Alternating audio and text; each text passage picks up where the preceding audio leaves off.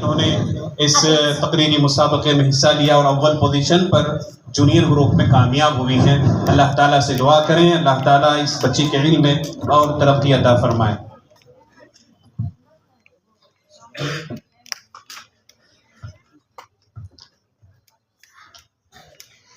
نحمده ونصلي على رسوله الكريم اما بعد اعوذ بالله من الشيطان الرجيم بسم الله الرحمن الرحيم قد جاءكم من الله نور وكتاب مبين. محترم و مکرم علماء اکرام، معزز مہمان خصوصی اور تمام دیگر حضرات، السلام علیکم ورحمۃ اللہ وبرکاتہ. آج میں آپ سب کے سامنے سینہ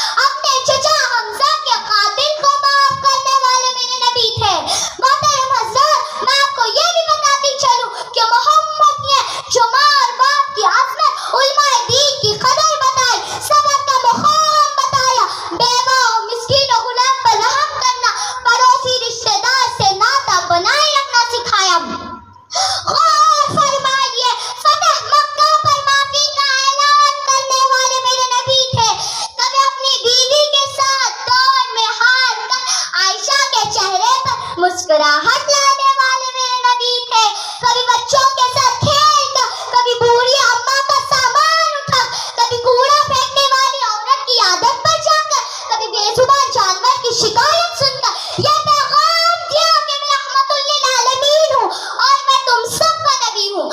آخر میں یہ کیسے بھول سکتی ہوں کہ محمد یہ جنہوں نے اس بیٹی کا مقام بتایا جسے زندہ دفنایا جاتا تھا اس کو بچا کر ایک ماں، ایک بہن، ایک بیوی کی صورت میں قابل احترام بنایا. محترم حضرات، آج ایک سوال میں خود سے اور آپ سب سے کرنا چاہتی ہوں.